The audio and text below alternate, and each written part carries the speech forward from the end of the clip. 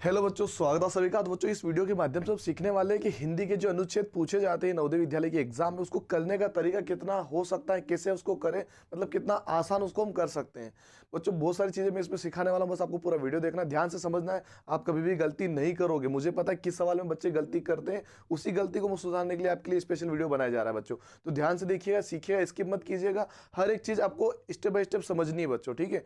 बच्चों, फटाफट से लाइक कर दो, शेयर कर दो, सब्सक्राइब नहीं किया तो सब्सक्राइब कर दो, बेल आइकन को ऑन कर दो और हमारे साथ फटाफट से जुड़े रहो हमेशा के लिए, क्योंकि बच्चों आपको जो मिलने वाला है वो बच्चों आपके ही फायदे के लिए होने वाला है बच्चों। इसलिए कहीं मत जाइएगा, ध्यान दीजिएगा, ध्यान से सीखिएगा।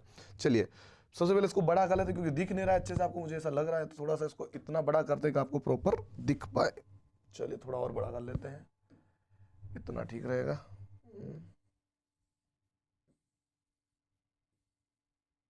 थोड़ा और कर लेते हैं, क्योंकि जितना ज़्यादा दिखेगा उतना अच्छा रहेगा।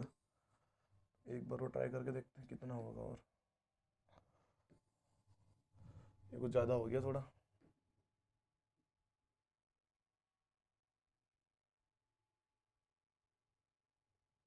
200 ठीक है। चलिए, यहाँ तक ठीक है। अब यहाँ बच्चों हम समझेंगे कि हमको असल में सवाल को सोल्व कैसे करते हैं अनुच्छेद वाले। पूरा दिख रहा है आपको? पहले एक बार चेक कर लेते हैं अच्छे से दिख रहा है। चलिए, बिल्कुल सब अच्छे से दिख रहा है। तो यहाँ पे पहले सवाल की ओर चलते हैं। हमारा पहला सवाल क्या है? पहला सवाल पूछा गया है, ध्यान से देखिएगा। उपरोक्त गद्यांश में कीमती किसे माना गया है? मतलब जो गद्यांश दिया गया है, इसमें सबसे कीमती किसको माना गया है? गद्यांश के हिसाब से बताना है, अपने हिसाब से नहीं बताना है। आपके हिसाब से बोल दोगे, कुछ भी बोल सकते हो आपके हिसाब से। चार ऑप्शन क्या है? जीवन को, अनुशासन को, समय को या खेल को। तो आपको वैसे हिंट मिल चुका है कि भाई क्या किसको कीमती मानाएंगे। यहाँ पे बच्चों लिखा गया, समय बहुत ही मूल्यवान होता है। मूल्यवान का मतलब होता है जिसका कोई मूल्य नहीं लगा सकते, यानी वो कीमती हो जाता है, इतना कीमती उसका कोई मूल्य नहीं लगा पाता है। तो इसका आंसर क्या होगा बच्चों? इसका आंसर लग जाएगा अपना समय को। क्या आंसर लगेगा इसका? समय को। टिक करने की जरूरत नहीं है, वैसे आप समझ जाना कि इसका आंसर होगा मूल्यवान को, ठीक है। चलिए, दूसरे क्वेश्चन पे आते हैं, 62 वाला। किसने सुख के साथ जीवन गुजारा? किसने, मतलब किसने? यहाँ पे ऑप्शन लिखे चार, तो बच्चों समझेंगे किसने सुख के साथ जीवन गुजारा। समझते हैं किसने सुख के साथ जीवन गुजारा। देखिए, यहाँ पे लिखा गया है, इस संसार में जिसने भी समय की कद्र की है उसने सुख के साथ जीवन गुजारा। मतलब समय की जो कद्र करेगा, मतलब कि उसको अहमियत पता है कि समय असल में कितना महत्वपूर्ण होता है हमारे जीवन में। अगर उसकी कद्र करेंगे, नहीं समय के अनुसार हमको काम करना है, व्यर्थ नहीं। जैसे आप अगर मान लो भी पढ़ाई कर रहे हो, मान लो पढ़ाई कर रहे हो, समय का सदुपयोग कर रहे हो। आप क्या कर रहे हो? समय को सदुपयोग कर रहे हो, जिससे आपको क्या होगा? पढ़ाई में आपको हेल्प मिलेगी, आप पढ़ोगे तो आपको ज्ञान मिलेगा और आप एग्जाम क्लियर करोगे। लेकिन अगर आप ये सब छोड़ के चले गए, मस्ती मजा के गेम खेलने लगे, टीवी देखने लगे, मतलब आप क्या कर रहे हो? उसकी कद्र नहीं कर रहे हो समय को, तो आपको नुकसान होगा, है ना। मतलब आपको कहीं ना कहीं सिलेक्शन में आपको दिक्कत आ सकती है, ये यहाँ पर समझ सकते हो आप। तो यहाँ पे हम क्या समझेंगे? यहाँ पे लिखेंगे आंसर कौन सा बना? किसने सुख के साथ जीवन जिया है? जिसने समय की कद्र की है। देखिए बच्चों, जिसने दुनिया में खूब धन कमाया, भाई वो कभी सुखी रहा है क्या? धन कमाने वाले सुखी थोड़ी होते हैं भाई। जिसने मीठी वाणी बोली है, भाई वो तो मीठी वाली तो सामने वाले को अच्छी लग रही होगी, उसके पे क्या बीत रही है? मीठी वाणी बोलने का कोई कारण तो नहीं है, कुछ पीठ पीछे जुगाड़ तो नहीं चल रहा कुछ, है ना। जिसने समय को बर्बाद किया है बच्चों, वो तो बर्बाद ही हुआ है ना, ठीक है। जैसे मान लो अगर आप अभी अगर पढ़ाई नहीं कर रहे हो आप, तो अब बर्बाद करो समय को, तो बर्बाद होना ही है फिर आपको भी। जिसने समय की कद्र की है वही जीवन का गुजारा कर रहा है सुख के साथ। चलिए, अगला सवाल क्या पूछा गया है? सेकंड के 100वें हिस्से से पदक कौन चूक गया? सेकंड, मतलब सेकंड लिखा है, सेकंड के 100वें हिस्से से। सेकंड का भी 100वां हिस्सा, यानी 1/100। माइनर सी बात कर रहा है। माइनर मतलब कि चीटी से भी कम की बात हो रही। मतलब एक सेकंड का भी 1 सेकंड, 1 सेकंड का भी 1 सेकंड की बात कर रहा है। मतलब 1 सेकंड का 1% की बात कर रहा है, ये समझ सकते हो कि 1 सेकंड के 1% के कौन पदक को चूक चुका था, मतलब कौन पदक को चूक जाता है, कौन सा 100वें हिस्से से। तो यहाँ पे समझेंगे बच्चों, मतलब कौन, समझेंगे ध्यान से। यहाँ पे लिखा गया होगा कहीं ना कहीं, देखिए, समय का मूल्य उस खिलाड़ी से पूछिए जो सेकंड के 100वें हिस्से से पदक चूक गया। चूक गया यानी कि उसको नहीं मिला। वो कितना? मान लो ये कि यहाँ पे दो जने रेस लगा रहे थे, ठीक है। अब यहाँ पे बंदा यहाँ तक ये स्पीड में दो दौड़ते दौड़ता है, लेकिन ये 1 सेकंड के चक्कर में ये निकल गया। बस एक माइनर सा प्रॉब्लम आई, मतलब लाइन क्रॉस नहीं कर पाया वो 1 सेकंड का यहाँ पर तो फासला हो गया दोनों के बीच में।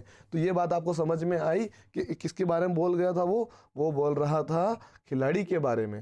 मतलब खिलाड़ी को पूछो जो हार चुका है। जैसे मान लो कि अगर आप नवोदय की एग्जाम दे रहे हो और आपको क्या हुआ है, आपको क्या हुआ है कि भाई अगर आपके 0.25 नंबर से, 0.25 यानी 1 रुपए का चौथा हिस्सा, इतने नंबर से अगर रह जाते हो, 1/4 हिस्से से अगर आप रह जाते हो तो कितनी तकलीफ होती है पता है आपको?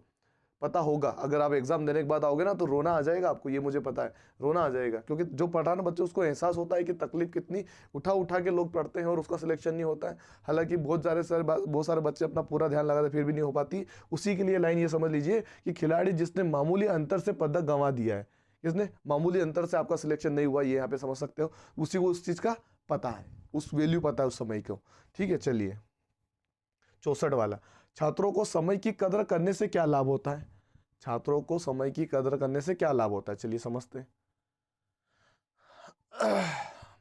चलिए यहाँ पे लिखा है, तो कई विद्यालयों में देरी से आने पर, चलो देखिए, आजकल तो कई विद्यालयों में देरी से आने पर विद्यालय में प्रवेश भी नहीं करने दिया जाता है।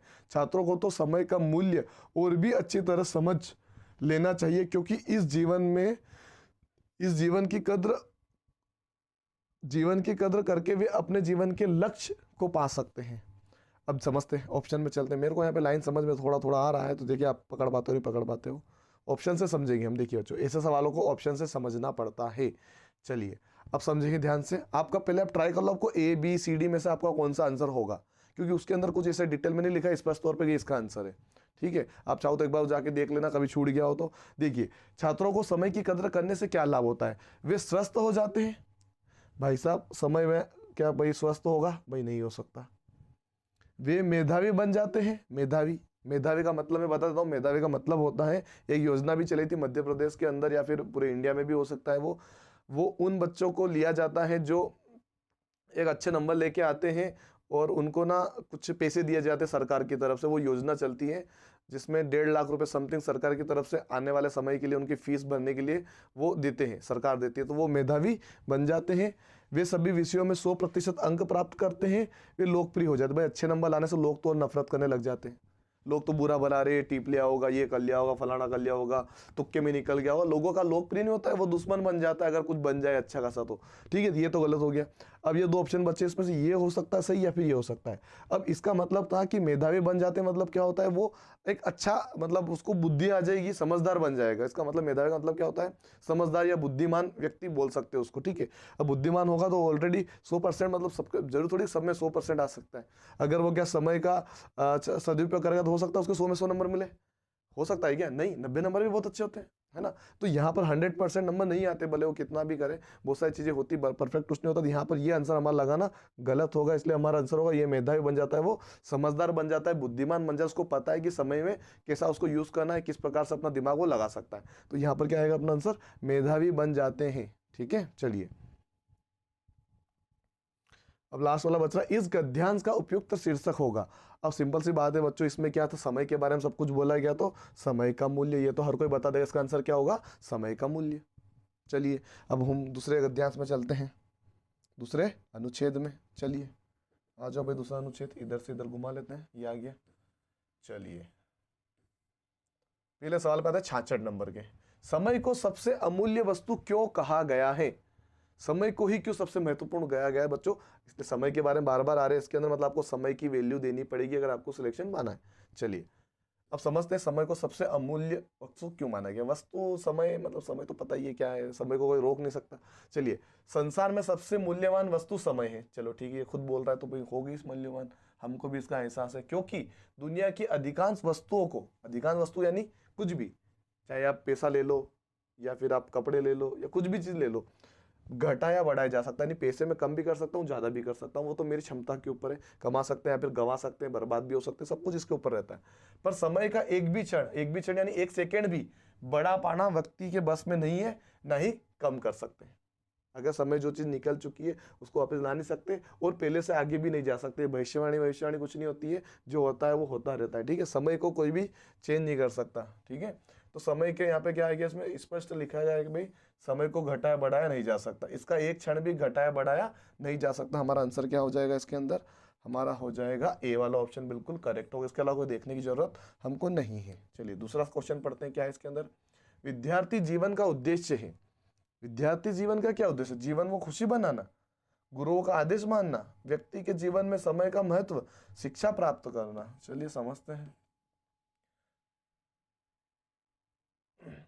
ये लिखा विद्यार्थी जीवन का उद्देश्य है शिक्षा प्राप्त करना। बच्चों यहाँ पे लिखा है, स्पष्ट दिख रहा होगा आपको, मैंने अभी अंडरलाइन कर देता हूँ, ये दिख रहा है, शिक्षा प्राप्त करना। तो आंसर क्या हो जाएगा इसका, ऑप्शन नंबर डी वाला। इसका आंसर हो जाएगा बच्चों शिक्षा प्राप्त करना। बच्चों शिक्षा प्राप्त कर लेगा तो उसको पता है वो सुखी भी जीवन बता लेगा अपना, कुछ ना कुछ कर लेगा वो, उसको इतना अनुशासन भी हो जाएगा कि उसको किसके सामने कैसा बोलना है, और व्यक्ति के जीवन में समय का महत्व भी वो समझ जाएगा अगर उसके पास ज्ञान है। तो ये जो आपको ये मिल रहा है ना ऑप्शन, ये इन तीनों को जस्टिफाई कर रहा है, इसलिए अपना आंसर यही होना चाहिए था। अगर उसमें नहीं होता तो भी मैं यही लगाता। चलिए तीसरे को समझते हैं, 68 वाले को। विद्यार्थी जीवन भर क्यों पछताते रहे? भाई क्यों पछताते रहेंगे? चलिए मान लो अगर हम बिना पैराग्राफ को करने की कोशिश करें, हम क्यों पछताएंगे? क्यों पछताएंगे? देखिए, क्योंकि वे आलसी होते हैं। आलसी होना चलो ठीक है, मान सकते हैं, उसमें हो सकता है। चलो और कुछ पावरफुल है क्या ऑप्शन समझते हैं। जो अपना कीमती समय मौज मस्ती और आलस्य में खो दे। भाई इसमें आलस्य आ गया, मतलब ये वाला ऑप्शन तो गलत हो गया ना। आलस तो इसके अंदर आ चुका है, तो मतलब अगर ये तो गलत हो गया, क्योंकि जो अपना कीमती समय और गदाएगा आलस में जाएगा तो हो रहा है। जो ज्ञान प्राप्त नहीं करते, जो ज्ञान प्राप्त नहीं करते बच्चों, ये भी हो सकता है। जो विद्यार्थी माता पिता और गुरुजों की आज्ञा का पालन नहीं करते हैं, वो क्यों पछताते बच्चों? आज्ञा का पालन करना, मान लो माता पिता और गुरुजों की आज्ञा का पालन नहीं करने वाला व्यक्ति भी कुछ ना कुछ कर ही लेता है अपनी लाइफ में, है ना। जो ज्ञान प्राप्त नहीं करता है फिर भी वो कुछ ना कुछ कर ही लेता है, जैसे कि तो ऑप्शन नंबर, जो अपना कीमती समय मौज मस्ती में, अगर मान लो कोई व्यक्ति जो चीज़ हमको सीखनी थी वो आज नहीं सीखी और उसमें हम खो दिए समान, मतलब चलो समझते ऊपर। जहाँ तक मुझे लग रहा है कि ऑप्शन नंबर सेकंड सही होना चाहिए, विद्यार्थी जीवन भर क्यों पछताते रहे। इसके हिसाब से देंगे अपन वैसे भी कुछ कहीं ना कहीं मिलेगा अपने को। चलिए यहाँ पे लिखा, जो विद्यार्थी अपना बहुमूल्य समय खेल कूद मौज मस्ती तथा आलस्य में खो देते हैं वह जीवन भर पछताते रहते हैं। चलिए अपना आंसर मिल चुका है, कौन सा था? ऑप्शन नंबर ये वाला। कौन सा? अभी मैंने जो आपको बताया था, ऑप्शन नंबर बी हमारा करेक्ट हो जाएगा। चलिए 69 वाला देखिए, समय के संबंध में व्यक्ति का क्या कर्तव्य बताया गया? समय के संबंध में, चलिए समय के संबंध में व्यक्ति का क्या कर्तव्य है? समय के संबंध में कर्तव्य यहाँ पे आएगा। देखिए, जीवन में उन्नति नहीं है पर पाते, मनुष्य का कर्तव्य है कि जो क्षण बीत गए हैं उनकी चिंता करने के बजाय जो अब हमारे सामने उसका सदुपयोग करे। चलिए भाई आ गया समझ में। समय के संबंध में व्यक्ति क्या बोल रहा है यहाँ पे, देखो समझना ध्यान से, कि बीते समय के बारे में पश्चाताप न करके वर्तमान समय का सदुपयोग करें।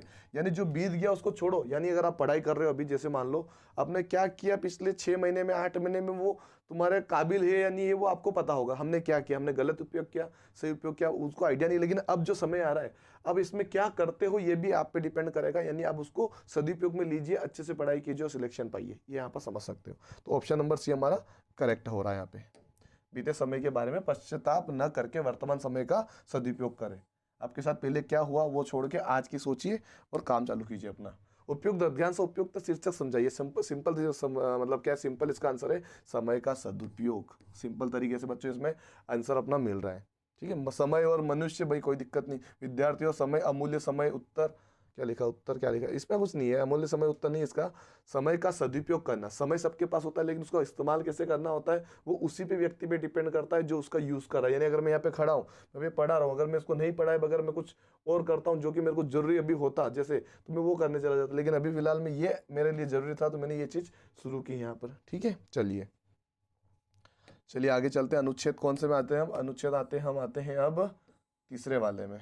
इसमें तीसरे में, चलिए तीसरे में थोड़ा बड़ा अनुच्छेद है, समझते। जंगल में किसका पेड़ था? 71 नंबर का क्वेश्चन है बच्चों, जंगल में किसका पेड़ था? चलिए आ जाते हैं। एक जंगल में परिजात का पेड़ था। परिजात क्या है भाई? परिजात का पेड़ था। इसका आंसर क्या आ जाएगा? परिजात। ऑप्शन नंबर कौन सा? ऑप्शन नंबर बी वाला। बिल्कुल सही है, सब कुछ दिख रहा है आपको अच्छे से? चलो बिल्कुल दिख रहा है सभी को अच्छे से। चलिए बच्चों फटाफट से लाइक कर दो, फटाफट से। जिन बच्चे यहाँ तक पहुँच चुके हैं, परिजात वाला अब यहाँ पे ऑप्शन टिक कर दिया है, अभी तक नहीं किया तो फटाफट से लाइक कर दो, शेयर नहीं किया तो शेयर कर दो, सब्सक्राइब नहीं किया तो फटाफट कर दो अभी तक क्या कर रहे थे, और बेल आइकन को ऑन रखिएगा और कमेंट जरूर कीजिएगा आपको वीडियो पसंद आता है कि नहीं आता है, और क्या सुझाव दे सकते हो वो भी हमको दे सकते हैं। चलिए अगले सवाल की बात करते हैं। अगला क्वेश्चन हमारा क्या है? आजा भाई, कहाँ जा रहा है? चलिए, परिजात अपने आप को स्वयं क्या समझता था? परिजात अपने आप को क्या समझता था भाई? पढ़ते हैं चलिए। एक जंगल में परिजात का एक पेड़ था, परिजात का कोई मुकाबला नहीं था, उसकी सुंदरता बेजोड़ थी, उसका रंग रूप निराला था। परिजात को भी अपने गुणों का पूरा पूरा पता था। नीले आसमान में सिर उठाए इस शान से खड़ा रहता था मानो पेड़ों का सरताज हो। जब बाहर के दिन आते थे, चलिए यहाँ तक इसमें आ रहा है समझ में कि वो क्या बोल रहा था, कि वो अपने आप को क्या समझता था, वो सरताज समझता था। बच्चों इसमें लिखा हुआ मिला आपको, सरताज समझता, स्वयं को क्या समझता था वो, पेड़ों का सरताज, यानी पेड़ों में पेड़ सबसे बड़ा सरताज। ठीक है, इसका आंसर होगा सरताज। चलिए 73 वाला, वह अनगिनत फूलों से कब लद जाता था, वह अनगिनत फूलों से कब लद जाता था। ये मैंने अभी पढ़ा था, अभी उसको पढ़ते टाइम। चलिए समझते हैं कहाँ पर पढ़ा था मैंने अभी। ये देखिए अनगिनत यहाँ पे पढ़ा था, इसके आगे क्या लिखा हुआ है, जब बाहर के दिन आते हैं। कौन से दिन आते हैं, बाहर के दिन आते हैं, तो परिजात अनगिनत नन्हे नन्हे फूलों से लद जाता था। बाहर के समय में, बाहर, बाहर आई कौन सी, बाहर, जिसमें फूलों का लद जाता था। बच्चों इसका आंसर होगा पतझड़। तो मतलब खत्म हो जाएगा, सर्दी वर्षा, तो ये क्या है, ये अपने मौसम है। बाहर के मौसम में क्या होता है, वहां पे वो लद गए फूलों से, वो लद जाता था बाहर में। चलिए क्वेश्चन नंबर हम करते हैं 74। तितलियां क्या करती थी, तितलियां क्या करती थी भाई, तितलियां कहाँ हैं, ये रहेगी तितलियां यहाँ पे, समझते हैं। चलिए यहाँ से, सतरंगी साले ओढ़े चटकिली तितलियां सहेलियों के साथ झुंड का झुंड बनाकर परिजात का श्रृंगार देखने आती, तथा जाते जाते फूलों को खींचकर ढेरों पराग अपने साथ ले जाती, है ना। कोई भी फूल पे आके बैठेगा तो तितलियां क्या करती थी, वो पराग पे बैठ के उनको खींच कर ले जाती थी। तो यहाँ पे हम समझे इसका आंसर क्या आएगा, देखो क्या क्या क्या ऑप्शन बन रहे हमारे पास। तितलियां क्या करती थी, उनके फूलों का पर, ये पहला ही ऑप्शन बन रहा है बच्चों। फूल तो नहीं ले जाती थी, वो डालों पर गाना गाती थी, नहीं कुछ नहीं करती भाई, ऐसा हो सकता है उसके फूलों का पराग ले जाती थी फूलों में से, है ना। चलिए लास्ट सवाल बचा है बच्चों इसका, अनुच्छेद तीसरे का 75 वाला। इस गद्यांश का शीर्षक बच्चों आपको कमेंट करके बताना है, इसका आंसर होगा तो होगा क्या। मैं थोड़ी सी हिंट दे देता हूं मैं आपको, कि देखिए इसमें क्या बोला गया, कि इस गद्यांश का शीर्षक आपको पता है कि परिताज का पेड़ है। सरताज कब बनेगा, जब वो पेड़ होगा। राजा कब बनेगा, जब वो पेड़ होगा। यानी जंगल में क्या है भाई, सरताज क्यों बनेगा, राजा क्यों बनेगा, कौन बन रहा है, किस व्यक्ति के बारे में बोला जा रहा है, मतलब समझ जाओ, मैं नाम नहीं ले रहा हूँ, घुमा फिरा के बता रहा हूँ। चलिए आपको अब इसका आंसर बताना, मैं नहीं बता रहा हूँ, 75 नंबर करके आपको आंसर लिख के बताना है।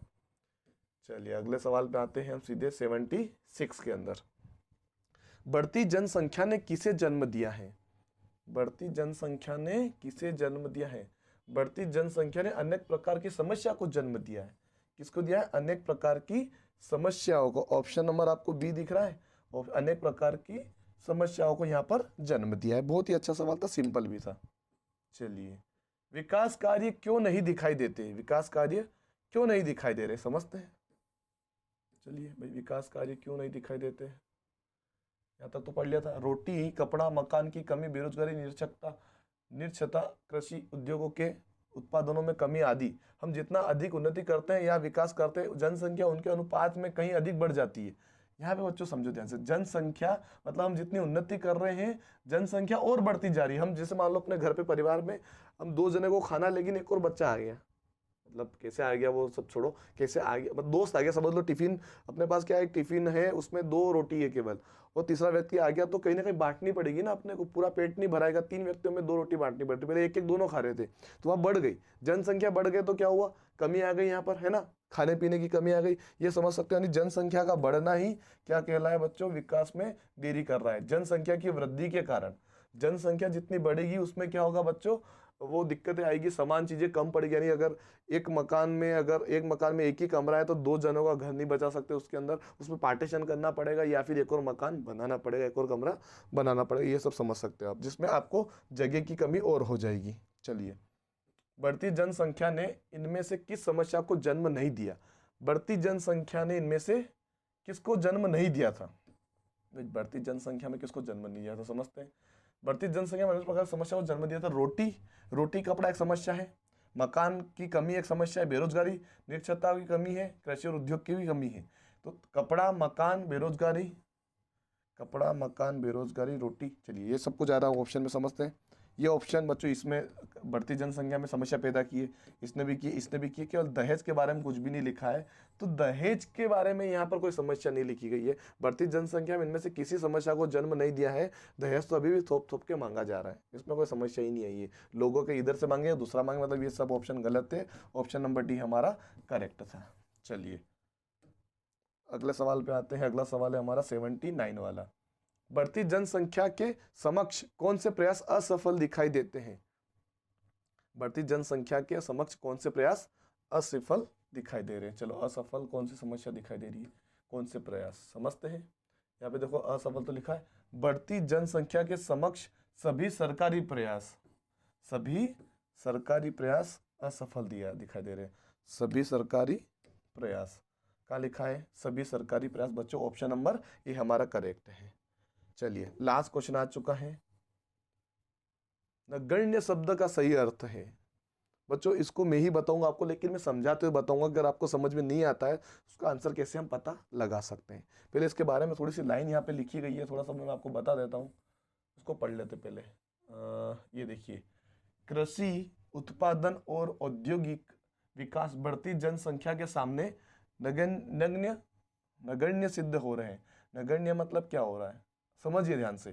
कृषि उत्पादन और औद्योगिक विकास, अगर हम कृषि भी कर रहे हैं, औद्योगिक विकास भी बढ़ रहा है, विकास हो रहा है, लेकिन जनसंख्या क्या हो रही है? बढ़ती जा रही है। तो उसके सामने क्या हो रहा है? वो सब कुछ कम हो रहा है ना, कम हो रहा है। यानी क्या है, मतलब उनको जितना चाहिए उतना नहीं मिल पा रहा है, ये समझ लो। लेकिन अगर हम ऑप्शन से समझे इसी चीज को, तो आंसर तो स्पष्ट हो गया इसका, मैं बता दूंगा आपको। लेकिन समझेंगे एक एक चीज। क्या क्या चीज? बहुत। नग्न शब्द का अर्थ है बहुत। भाई अगर मान लो जनसंख्या बढ़ रही है तो क्या उत्पादन और मिलेगा? उत्पादन में कमी आएगी ना। तो भाई ये तो गलत हुआ। थोड़ा बहुत, भाई यार अगर थोड़ा बहुत कम, मतलब थोड़ा बहुत कैसे हो सकता है? ठीक है, थोड़ा अगर उसको मिल गया तो उसको दिक्कत, मतलब यहाँ पे थोड़ा क्या होता है? थोड़ा मतलब किसी किसी को मिल रहा है, किसी किसी को नहीं मिल रहा है, वो भी गलत बात है। अब पर्याप्त, पर्याप्त मतलब सभी को मिल जाना, ये भी गलत है। अपर्याप्त, यानी कि इसका आंसर क्या होगा? अपर्याप्त, यानी जितना चाहिए उतना नहीं हो पा रहा है, जितना चाहिए उतना नहीं हो पा रहा है। तो हम यहाँ पे समझो इसका आंसर क्या है? अपर्याप्त है। लेकिन हम इसको ऊपर वापस आके समझें कि हमने अपर्याप्त तो क्यों लगाया। इस लाइन को समझोगे ध्यान से तो आपको समझ में आएगा। यहाँ पे इसने ये बोला था कि कृषि, यहाँ से देखिएगा, कृषि, इसको इधर लेते हैं। अरे यार, चलिए, कृषि उत्पादन और औद्योगिकी विकास बढ़ती जनसंख्या के सामने नगण्य सिद्ध हो रहा है, यानी कि जीरो। नगण्य यानी जीरो, ठीक है। मतलब कि अपर्याप्त है, यानी जितना चाहिए उतना विकास नहीं हो पा रहा है। जितना हम कर रहे हैं उतनी संख्या बढ़ती जा रही है। मतलब मैंने 2 के लिए रोटी बनाया, 3 जने आ गए, 4 जने आ गए, वो समझ लो, है ना। इस प्रकार से समझ सकते हो, यानी जितना हम कर रहे हैं उससे ज्यादा लोग होते जा रहे हैं, तो विकास कैसे होगा? अपर्याप्त है। हमको क्या करना पड़ेगा? 4 जने के हिसाब से, अगर 1 जने को खाना खाना है तो हमको 4 जने को बनाना पड़ेगा। अगर कोई आ गया तो कोई समस्या नहीं होगी।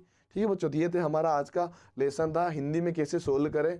तो ये आपने सीखा होगा। अच्छा लगा वीडियो तो लाइक जरूर कीजिएगा। जो बच्चा पहली बार जुड़ा है, पहली बार देख रहा है, वो सब्सक्राइब करके जाइए, बेल आइकन कौन रखिए। आगे हम मैथमेटिक्स के कंटिन्यू करने वाले हैं सवाल बच्चों। आई होप आपको वीडियो पसंद है। लाइक से सब्सक्राइब करना मत भूलिएगा। धन्यवाद।